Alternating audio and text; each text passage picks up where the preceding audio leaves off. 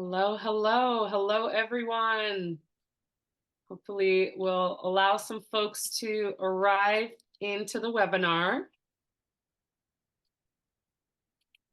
Oh, there they are. How beautiful. We'll give it a minute or two as we see that number going up, but we'll start to introduce ourselves. So I'd like to introduce everyone to Dr. Deandra Poe. She is a distinguished Army veteran, the founder of Glass Soldier, that works to prevent sexual assault, trauma, and abuse inside of the military. She has participated in ROTC at an HBCU, Bowie State Bulldog, so go Bulldogs there. And she continues to serve the community, whether it be through her social work or whether it be through her organization or just being a participant on panels such as this one. Dr. Poe continues to serve after service. Next, I'd like to introduce Lieutenant Colonel Trivius Caldwell. He commissioned in the Army as an infantry officer after studying at Tuskegee University, and he's currently earning a PhD in literature from Duke University. He's got tours in Iraq and Afghanistan, along with the Pacific, and he was a professor, assistant professor of English at the United States Military Academy at West Point. So we welcome Trivius with us. I'd also like to welcome another Army veteran, Megan. Hello, Megan. Megan Kennedy is a service-connected Army veteran and a dependent all the way back to the Revolutionary War. She has experience working at Howard University and in universities in California. She is an active chapter officer and member of the National Society of Daughters of the American Revolution, among other organizations. So we welcome Megan. And Jenny.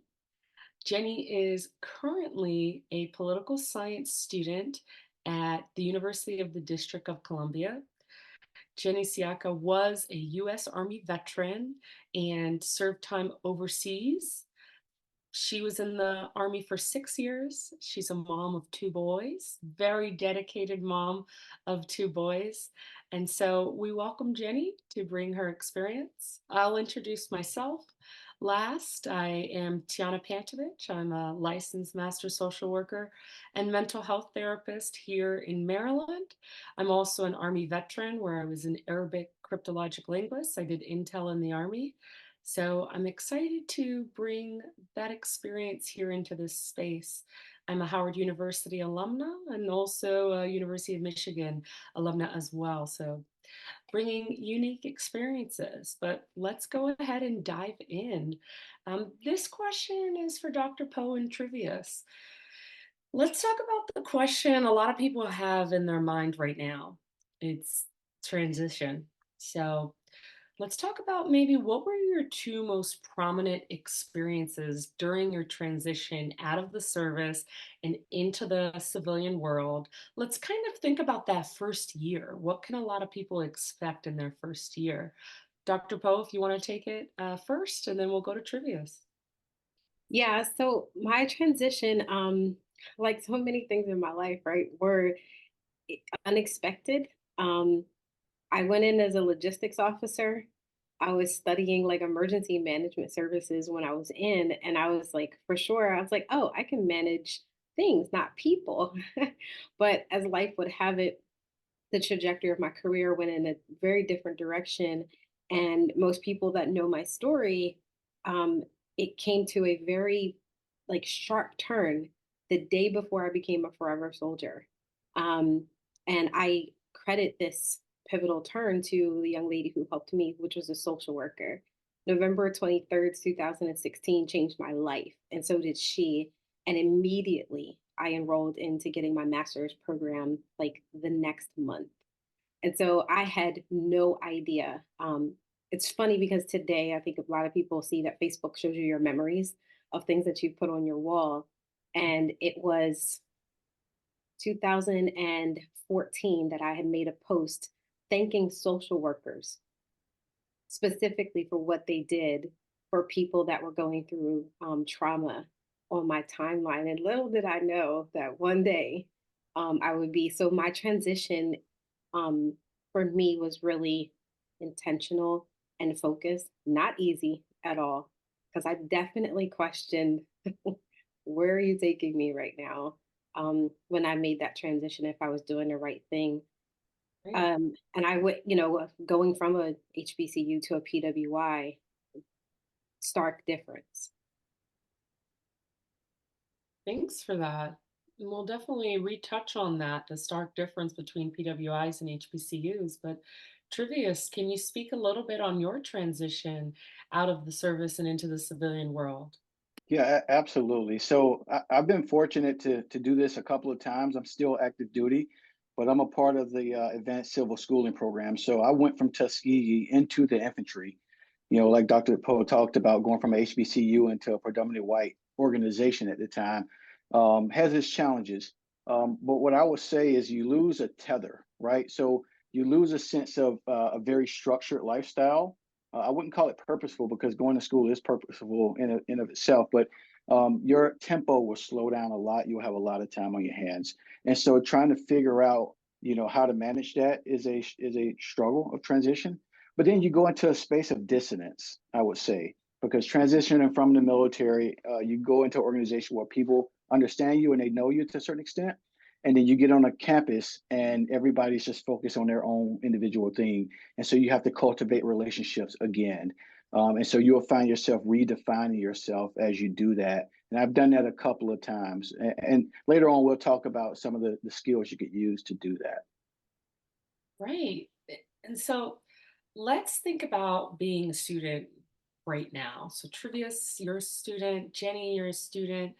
And we're kind of experiencing a hybrid transition right now. So there's multiple transitions happening for service members who are, going from service to school. I know for me, I'm earning my fifth degree right now, and it's different than some of the other ones where I'm in an MBA program here in Baltimore, and some of my classes are regularly in person. Some of my classes are 100% online. Jenny, you're about to finish your bachelor's and enter law school, and Trivius, you're earning a PhD. Can you speak a little bit on what it's like to be a student right now as a veteran and in the service now? Yeah, so it's I would say it's bittersweet. There's a lot of pros and cons to it. So first off, generally speaking, you're going to be older than your student peers. I find that to be the case for me. Um, Yeah. but there's leverage there, right? There's three really advantages that I see initially. Number one is time management. I understand, and you will too, how to manage your time to a greater extent than your peers. The things that challenge and frustrate your peers will not challenge and frustrate you because you've already been through systems of adversity, right? So that's one. The other thing is understanding people. You will be surprised that you will be able to pick up on body language in a way that your peers won't. That even includes your instructors, right? Because they understand that you bring experience, which is the third advantage, to the table. You've been out in the world and you've experienced different problem sets, and you're bringing that into the classroom with people who probably have just been along the academic track. So as you're discussing things, you can put into practice and experience that which you've already went through. I would say the con to it is again the dissonance because again the things that are important to you are probably not important to your peers, and so that's meeting them where they are. But then again, doing that self-assessment to try to figure out how to be a good teammate because that still applies, and a good student and learner as well. Right. Jenny, what are your thoughts as you're completing your degree now and considering pursuing even more education? Well, I'm a non-traditional student. I'm a mom of two boys, so the idea of having hybrid classes has been really helpful for me in terms of, as previous said, time management. I'm able to be in class discussions while having my kids at home if they're sick. Being able to manage my time is definitely one of the struggles that I've had, especially with two young boys. But the flexibility is something that I really have appreciated, and it has actually helped me finish. Otherwise, I wouldn't have been able to manage 18 credits a semester if there was no hybrid classes. So it's definitely something that has changed how my academic experience has been so far. So I'm hearing that hybrid experience has facilitated, positive mental health. And speaking of mental health, I want to bring Megan in here, as she's overseen hundreds of military affiliated students on campus. Can we talk about one's mental health, especially the shifts as a student? Us veterans, as Trivia spoke to, we like to move with a sense of urgency, and we like to have a mission. And we still have a mission. We still move with a sense of urgency when we move onto a campus into college. It just looks a little different. What are your thoughts, Jimmy? I want to say my experience in the military discipline has really helped a lot with how I manage my time. Um, it has shifted my focus as to what you say, a mission to accomplish rather than, okay, I'm not worried about, as previous said, what other students are doing because I'm trying to check off a box. I'm trying to continue on with my degree. So a lot of the things that I worried about prior to joining the military when I first started college are not the same things that I'm worried about now. So it's definitely a challenging, experience when I'm having to adjust the idea of, okay, hurry up and wait and, be here all the time. I'm able to adjust my time according to my needs. So if, say lecture day today and I'm not capable, I need a mental health break, then I just take the break. And sometimes I beat myself up because it's like, okay, no, I have to show up. I have to show up. But, adjusting to that is one of like the experiences that I've had as a veteran. And, talking to a lot of other people helps too. The support helps. Yeah, and before we go to Megan, you said something really important that I want to bring up here. You said the things you were concerned about before you enrolled are not the things you're concerned about now. But some of our listeners might have those concerns. So, can you tell me about those concerns that you had at the beginning that then got ironed out along the process that have not been ironed out yet for some of our listeners? Okay, so I'll share a lot of like social dynamics in college is very different as a non-traditional student versus, a traditional student.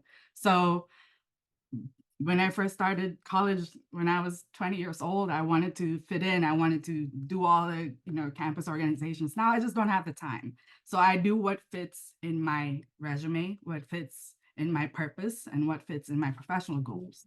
Well So said. I'm more worried. I'm meeting people in those settings. So I'm not exactly, trying to fit into, okay, I want to be in this group or be in this society because I'm meeting people who are like-minded in, the internships and the meetings that I'm in. So I guess the focus have changed into what kind of social dynamic I'm looking for.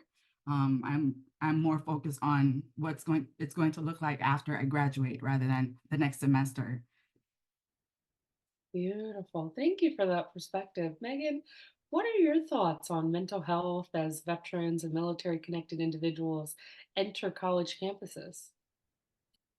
So as you said, I've overseen hundreds of students at one time. And one of the things that I like to bring to the attention of the campus is the intersectionality of military connected folks. Like you may be a veteran and a dependent because your spouse or your parents were veterans, right? Like you may be a cadet and also a National Guard. Like it's just, there's a whole wide range of things going on there. Um, for mental health, I think the pandemic has really helped in a sense because now there's so many virtual or hybrid options that there were not before, right? My personal experience as a student veteran and then also overseeing student veterans is that a lot of folks are really reluctant to go in person. They don't want to be seen going into like the mental health space. They have a fear about how they're going to be perceived. So I really think virtual and hybrid has definitely assisted with that. The other thing that I've kind of learned along the way and advise is if you're seeking mental health on campus, Give them your diagnosis. Don't say I need help because I'm a veteran. Say I need PTSD help. I need depression help. I need anxiety help, because humans have those things, right? Not just veterans. So if you're getting a little bit frustrated because no one seems to want to help you because you're a veteran, just humanize yourself, right? Like, I just need someone who can handle PTSD. That was kind of a big issue when I was going to school, is they were pushing back, well, we don't have anyone to serve veterans. I was like, you don't have anyone here that specializes like in PTSD and depression and anxiety. So that was kind of a way to overcome that disconnect for sure. And then also, like, even if you're a non-traditional student, I was as well. I was 28, right? I had disabilities, all this other stuff. Find your cultural niches and centers on campus, right? Like the Veteran and Military Center, if you're LGBTQIA, if you're African and African American, right? Like there's spaces for all those. If you're Afro-Latina and you want to go to both the Latinx Center and the Afro and African American Center, like just do it, right? Because they're going to have different resources for different things. And that's going to be especially helpful if you feel like you're hitting a wall, right, in one area.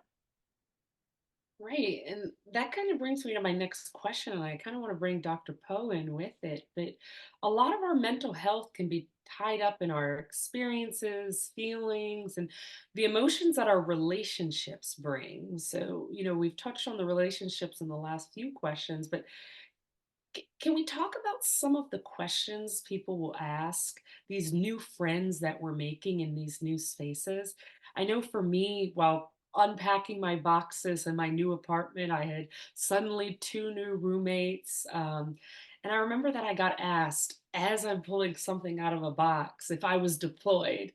And you can see people's interpretations based off of how you answer that question. And that was not the last time I ever got asked that question during my college experience. So I'll take it to Megan and then Dr. Poe, whatever your thoughts are on this, please. So there definitely is an uncomfortable piece about being a veteran or a service member or a cadet on campus. And I was also a student veteran and a staff veteran at the same time when I was in undergrad. So I was navigating like all kinds of questions, right? Some very inappropriate questions about sexual assault in the military, like my personal experience. People get asked, have you ever killed anyone? Like all that. So I took the education stance, right? Which is not something you have to do. If you are not comfortable answering a question, do not answer it, right? Say that's personal. I appreciate your interest, but that's not something you should ask, right? But I would say to folks, right, like, so what makes you ask that question first? Just to get an idea, has anyone in your family ever served? Because it kind of opens a dialogue. What I found mostly is that people are just curious, right? They don't know anyone that serves, so they really want to like understand that about you. I did go to a PWI as well, a predominantly white institution. It was a huge public school. So I literally was meeting everybody of any kind of cultural background that you can encounter. And so those experiences also color kind of what folks are going to ask as well. But don't be afraid to say, hey, that's too personal. If you need to step out of class, most of the professors are great with that, but you need to communicate with them, right? Like you can just send an email and say, hey, I'm a veteran and I'm new to campus, right? I'm transitioning. So there are times I may need to leave the classroom or whatever. Most professors are not going to give you a hard time about it. Usually the professors that give you a hard time are the professors that give everyone a hard time. So you don't have to feel it's just based on your military service necessarily. Right. And a lot of questions that will be asked aren't quite personal because, like you said, I've heard did you ever shoot anybody? And you're in this moment of like, that's an inappropriate question. And you probably shouldn't ask anyone that. But they're not asking me because I've been caught per se, or they've read up on my service and they're specifically directing it to me. it's likely a question they would ask any given veteran that walks in front of them. So maybe you can be that point of education or say, hey, look, I don't want to answer that and I need to step out. But what are your thoughts, Dr. Poe? First, I want to say Megan's answers are so great, and I love how she's like dropping these gems during this webinar. So again, I have had the privilege and the opportunity to move in and out of a couple of spaces that we talked about, right? The virtual and the hybrid. So before the pandemic, while I was circa 2017, I took hybrid first, both online and in person at UTA, which is a PWI. The difference between UTA and my doctorate degree, which was completely online, was that UTA had a large support around the veteran community there, which was crazy to me because I was like, what? I mean, they honor their veterans every month. So there was a place for me to go on campus when I didn't feel like my peers understood why I had to leave class or if something became triggering me very early. I mean, I went to school 60 days after I transitioned out.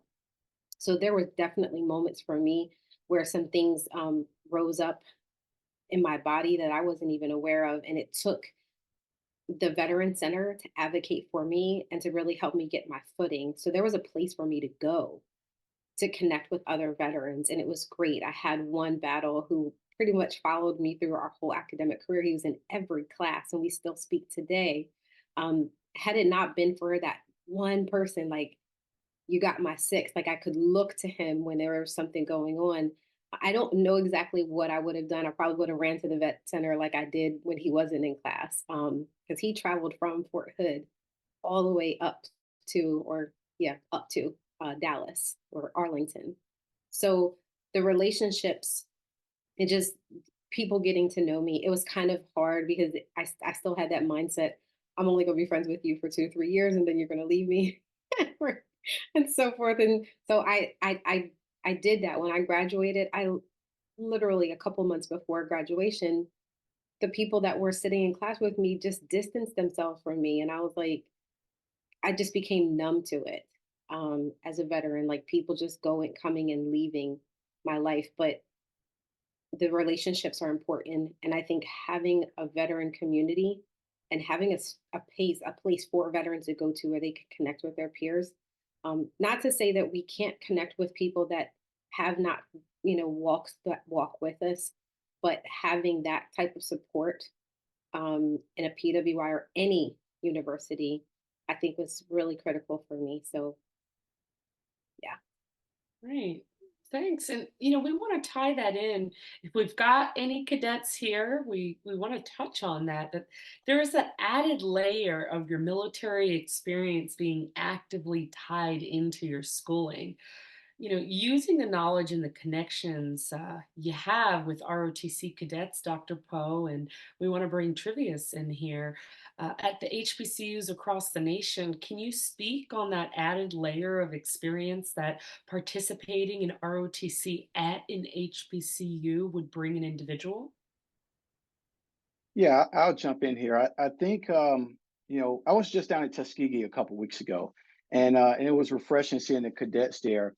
Veterans that transition into school and get into ROTC automatically have an affinity group that they can go to, and not only that, but because they came from an active duty unit, more likely, they're looked at as mentors right off the bat. Right, so you're able to come in and use those skills that you have from the military and transition into school and have an outlet for that identity. I think it's important to understand that when you get out of the military and go into a civilian space, you're morphing identities, right? You take off that uniform and you go into a civilian space, largely in a place where folks don't live by. Think about the values that you had to live with. In ROTC, you have an opportunity to exude some of that and then serve as a mentor as well. I would also say that you have opportunity to leverage a scholarship or veteran resources using the active duty cadre that are on site, but then also gain the resources that the school is tethered to when it comes to their ROTC unit. So there's a lot of benefit to doing that, especially if you want to get commissioned as an officer after you graduate? So for Trivia's said something very early on in the panel discussion about being a non-tradition student and being older than your peers. So when I joined ROTC, I was 31. I was already being called grandma. So, my children were like, I think my son was a teenager at the time. So I was like, yikes. Some of these kids looked at me for this lived experience of things that they were going through. And I was like, man, I don't need any more kids. So for me going through the ROTC, again, when I say I'm the most non-traditional path, everything that in my life has just taken this odd turn. I was like, Lord, you're not going to make this easy for me at all. So for me going into ROTC at that age, I think I was 34 when I commissioned, almost 34 when I commissioned. Again, just bringing it in. Now there was a downside to this too. And I'd again, not to discourage any non-traditional older students. I was a mother of three, going into the military, and had been a military spouse for almost a decade. So I came in again with a little bit more knowledge than most people. I wasn't prior service, but I knew what happened in that uniform. So the downside to that was my peers looked at me as someone who could mentor them, but my peers were also cadre who were the same age as me. And so there was this dynamic that, oh, you know better. And I'm like, hey, life knowledge doesn't translate into tactical knowledge.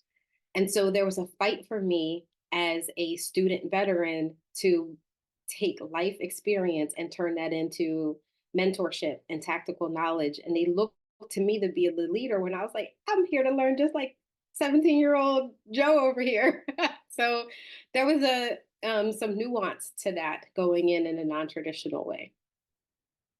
Yeah, please. Megan, I see your hands raised. Thanks, Trivius and Dr. Poe. Excellent insights there. Yeah, I just wanted to chime in too, as a student veteran or like reservist or National Guard, ROTC actually reached out to our student veterans program at my PWI and said, hey, if y'all ever want to join us for PT or whatever, just let us know. So if you're feeling like, man, I don't have like anybody who gets it, who understands, that's a quick way to get involved like on campus and kind of get your footing, right? Do PT, like I had disabilities, so I can do PT. They did try to get me to commission, but I was like, I'm already 70% disabled, so.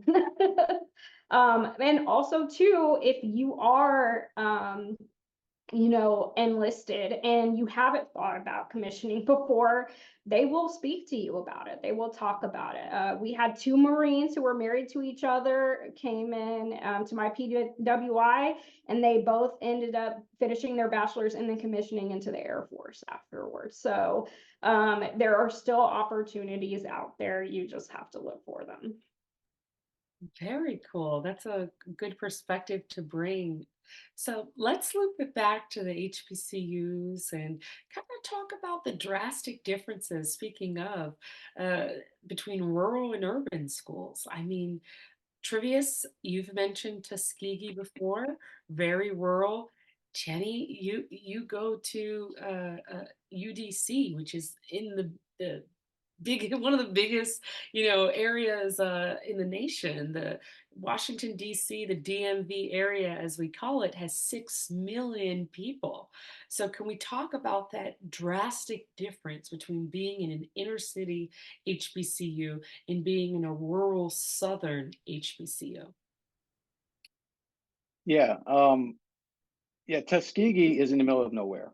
I mean, you do PT next to cows and horses and things like that. Now, I'm from Atlanta, Georgia, so I mean, this is important because if you come from a metropolis or a big city and you want a more quiet environment, then maybe a rural school is for you. But if you conversely come from a rural school, you may want a city environment.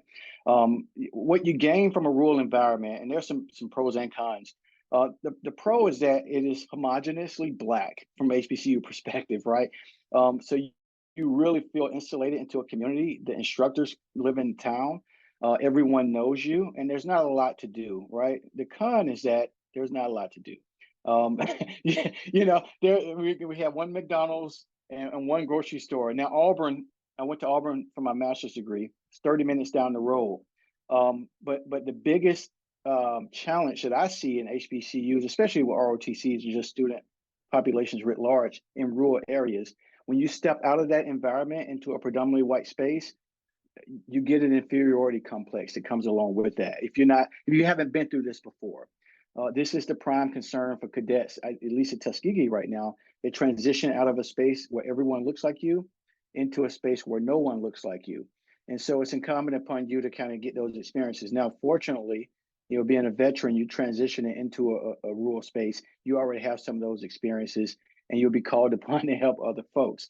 But that was my Tuskegee experience. I enjoyed it because it was small, it was homogenous, and it allowed me to focus on my studies. And generally speaking, a city is close by. So yeah. Jenny, what are your thoughts on the more urban experience? I wanted to say the only con I have so far is that there's not a lot of green spaces. I'm a very outdoorsy person, so I do like sitting out in the sun, things like that. UDC is pure concrete. But um, the pros for it though is that because we're in DC, I'm able to have a lot of like access to, it's the center of politics. So being a political science, I have a lot of access to political engagement. A lot of my professors have a lot of connections with people who work in the city government. I'm currently working on a research that is based off of, education in low-income communities. So a lot of my professors have, connections with think tanks in DC. So they're helping me with my research. And so it has shaped a lot of my academic experience, and it has shaped a lot of what I look for in my opportunities. So that's definitely like a pro for me. Yeah, and I think, with my experience at an HBCU in inner city, I can really speak to some of my professors having been on the Hill or having marched on the lawn or, all of that cool, fascinating stuff. But at the same time, Howard University School of Social Work is on a main road, and the honking was 100% of my classes. I did not go through one evening class without hearing a honk. And if that is a distraction to you, that's something to take into consideration. Opportunities or not, if you cannot focus, that's not the spot for you. But additionally, if you need stimulation, maybe a rural spot where the most exciting thing is cows is not for you either. So take that into consideration. But Dr. Poe, what are your thoughts? I was just gonna say again, it's crazy because Bowie. I mean, most people don't know about Bowie State. Bowie's small, and it's not exactly in the middle of nowhere, but it's tucked behind. And again, it's a small campus, so from one end to the other, you're going to run into the same people over and over again, right? But I fortunately for me, I had the opportunity to go to George Washington University for a short time, right? I'm from South Jersey, like the garden part of the Garden State. So I'm used to cows and pigs. My high school was like next to a slaughterhouse. I grew up with pigs and tomatoes and Amish people. Going to GW, I was like, what is happening here? My next class is 6 city blocks away. I'm seeing people sleeping out like on campus in the lawn, and I'm like, is that safe? Because there are people walking by. I was like, never in my life did I think that I would be sleeping on a bench in public in between classes. But this is City College, and I was like, what is happening here? It was very, very different. So yeah, that City College versus small Bowie, hands down, was my favorite. I could not do GWU at all. I can definitely empathize. I did a 1 year fellowship at George Washington University, and it's really centered around its hospitals. And so the honking experience from Howard turned into ambulances that entire year at GW. And if that is too much for a person, please take that into consideration for yourself. Absolutely, Yes. especially What are your if you're thoughts? stimulated. You get overstimulated. City College and being in that environment can, yeah, absolutely. Right. Yeah, I just wanted to caveat on what you were talking about. There is a level of intimacy in rural colleges that is hard to get in city schools, and nothing against schools in big cities. But to go from a noisy atmosphere, the military can be noisy a lot of times. The best thing about Tuskegee for me, one, is steeped in rich history. All the HBCUs are steeped in history, and usually the rural schools are tied to some type of agriculture, architecture, or engineering, right? But just the quiet to be able to listen to and reflect on your experiences and the people around you, don't discount that. That is really beneficial. Yeah, that's something important to consider. I very rarely, while at Howard University, sat and reflected on a bench or on a lawn or things like that. I felt like I was going. I had an internship on the Hill. I had a fellowship here. I had a field placement there.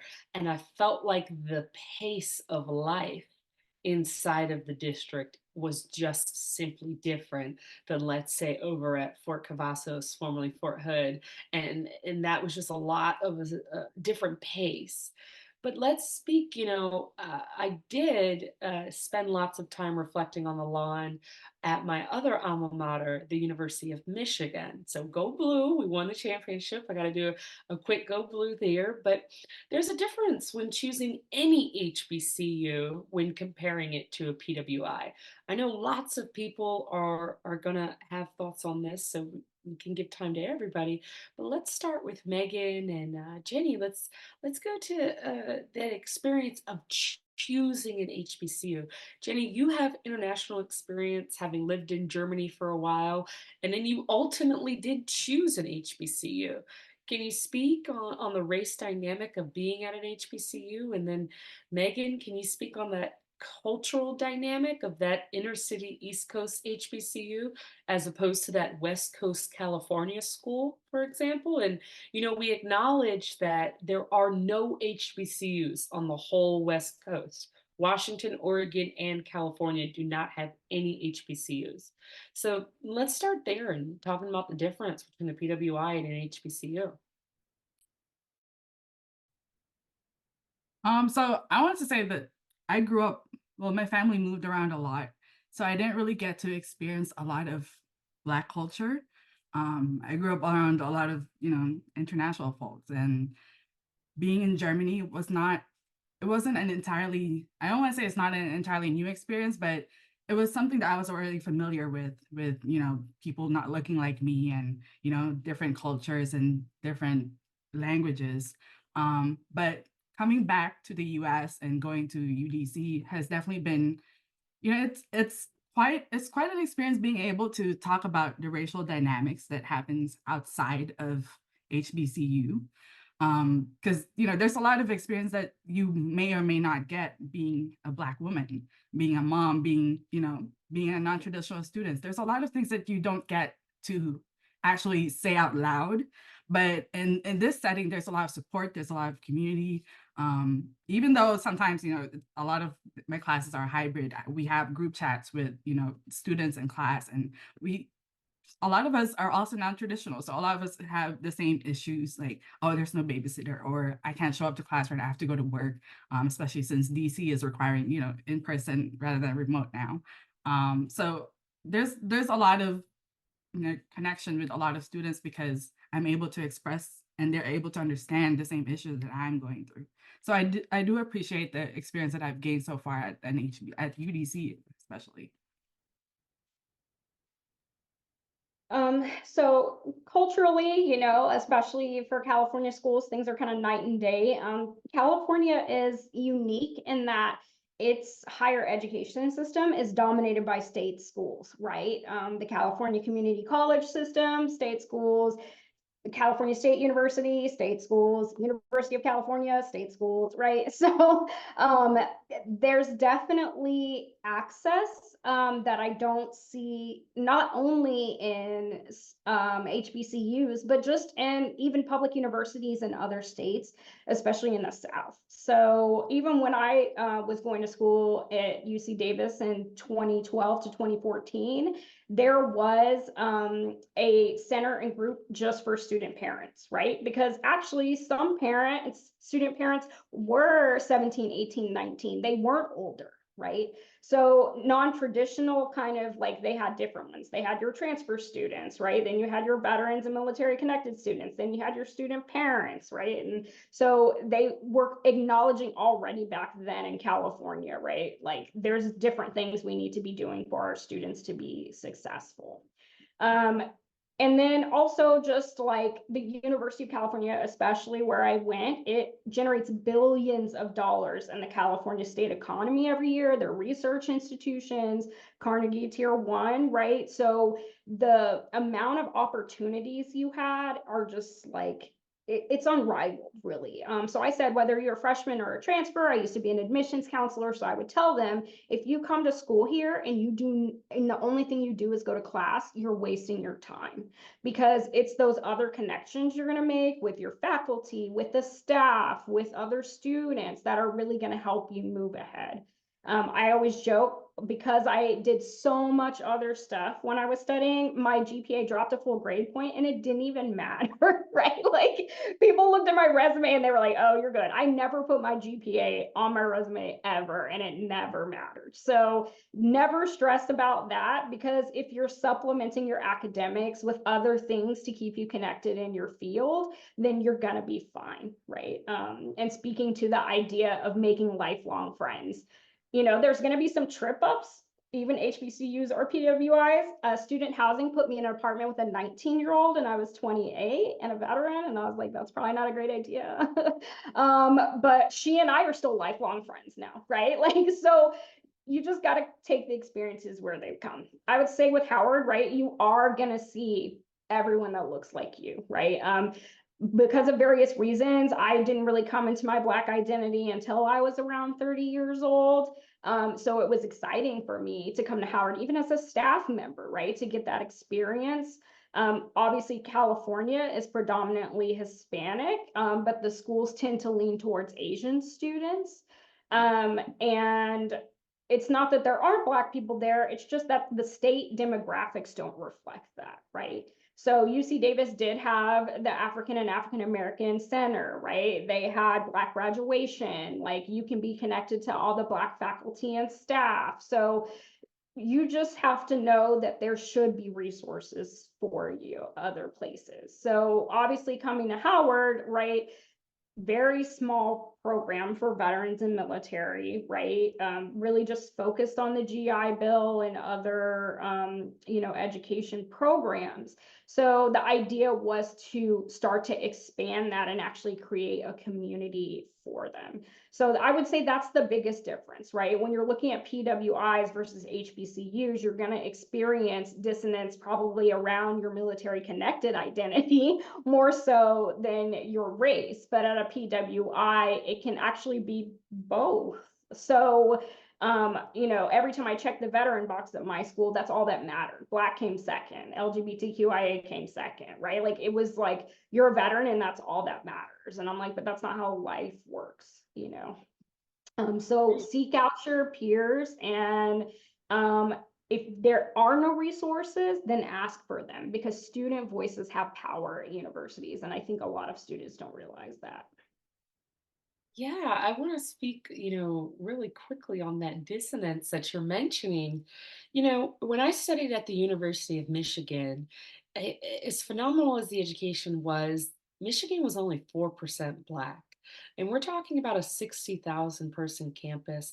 There's less than 500 Black students. That's drastic, right? That's very drastic. But then we go to Howard and it was a drastically different experience. And yet you experience dissonance in both of them. So while at Michigan, there were classes where, and I know I'm sitting here as a high yellow individual, but when I was in the class, I was the darkest person in the class. And that should not happen. That's not healthy.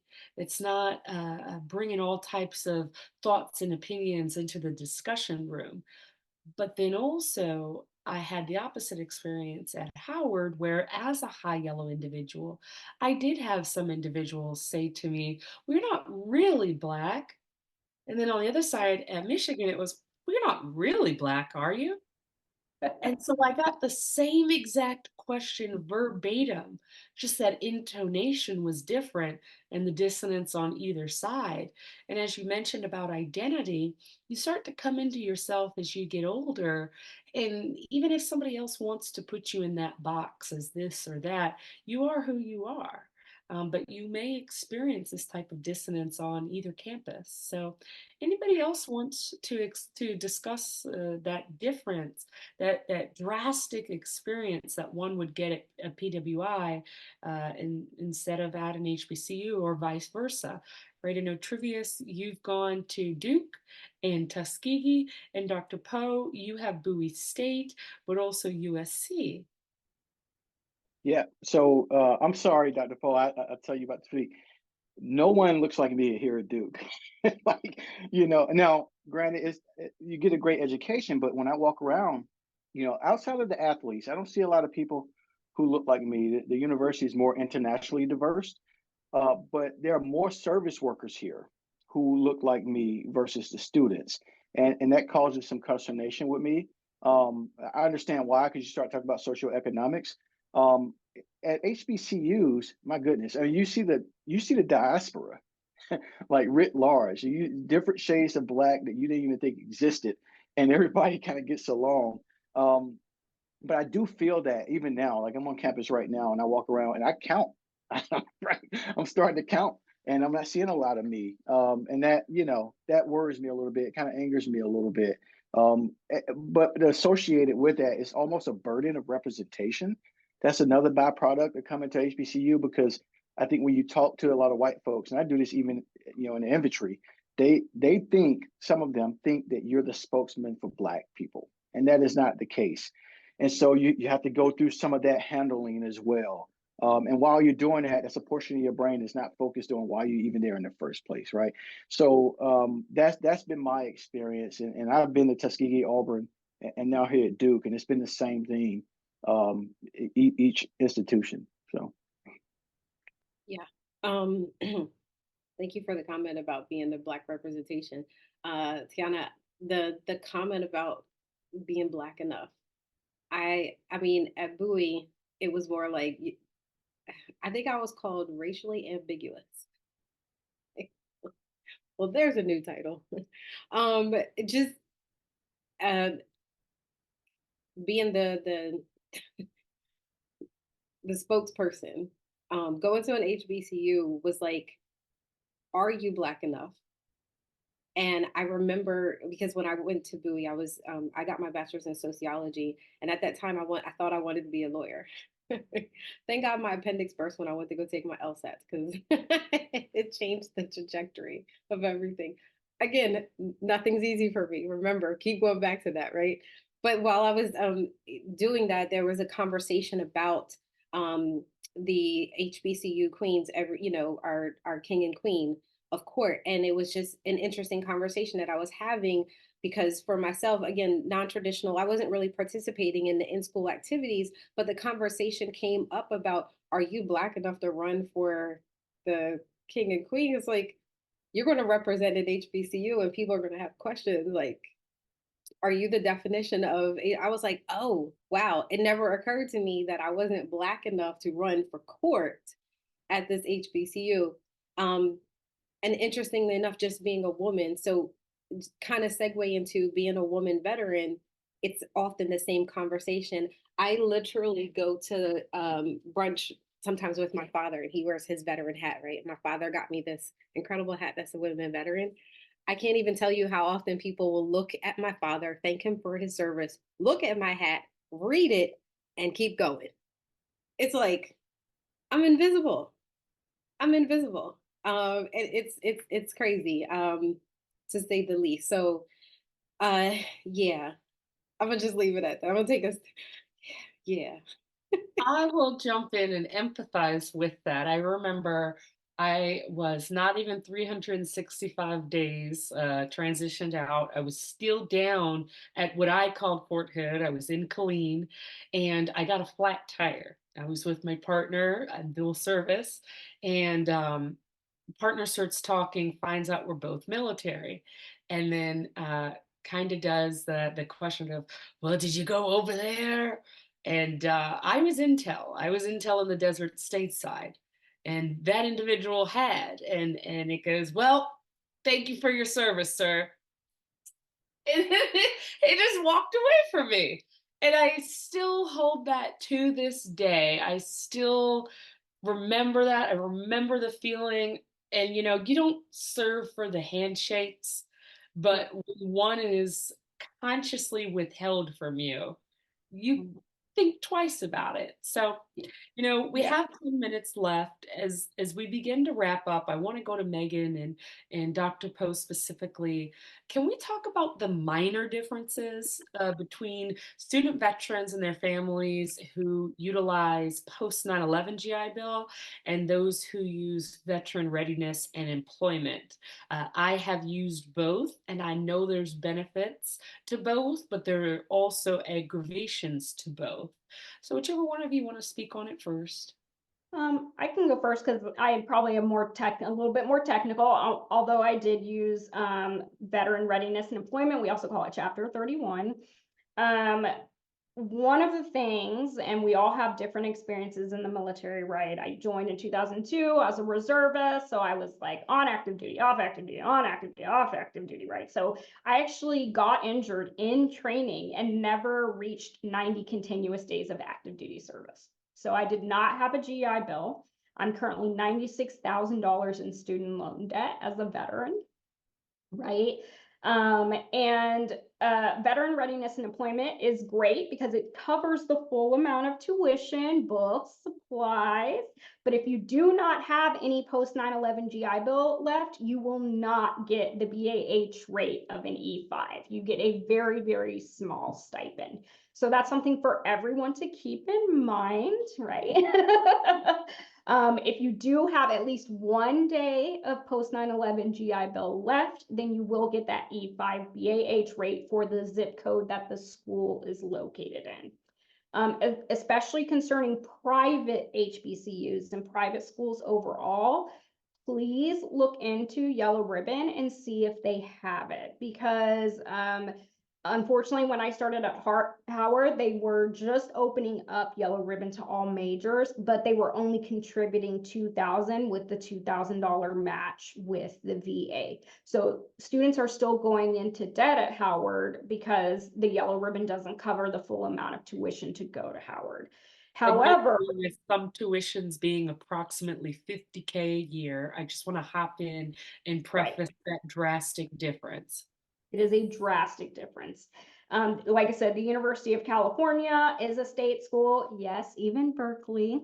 So, right, GI Bill or Chapter 31 is going to fully cover you there, right? Like, so that's something to also think about. And also, the University of California is incredibly generous in their financial aid packages. So sometimes students get a package where they don't even have to use their GI Bill or veteran readiness and employment. They can hold off and use that for graduate school. So there really are a lot of things to think about, especially in terms of finances. So please make sure public schools, GI Bill will always cover it, right? Like veteran readiness employment will always cover it. But when you're looking at private schools, private HBCUs, be very, very clear on what is going to be covered and what will not be covered. Perfect. Dr. Poe, let's wrap us up. Let's take 1 to 2 minutes to answer this question and we'll wrap up. Awesome. I mean, it's short of a long story. My GI Bill paid for my entire education, and so did Voc Rehab, or the VRE. I was, again, fortunate enough for me that when I left Bowie, and I went immediately into active duty, when I went to go apply for my master's program, I was a spouse at the time, and then when I left the military, I was already 90% disabled. I got my 100% within 90 days of being discharged. So again, I was fortunate, and I also lived in a state that in Texas where veterans also get additional help and support with going to schools for free. So that, for me, leaving school debt free, not a lot of veterans can say that. I am fortunate and extremely fortunate. And on the other side of it, having leftover GI Bill, my daughter is going to UTA, my alumni. She's going to my same university right now, leaving school debt free, as a dependent. Again, experience that most don't take advantage of. So I implore veterans out there that are listening, that are going to be able to listen to this, if you can pass that type of legacy to your child, to be able to leave school debt free, I highly encourage it. I love the fact that my daughter has been able to navigate into adulthood without having a lot of the traumas that some of us experience. And financial stress is one of them. And the Right. Veteran Center at UTA has really, really stepped in and helped her in so many ways. So, yeah, I'm Right. going to end it with that.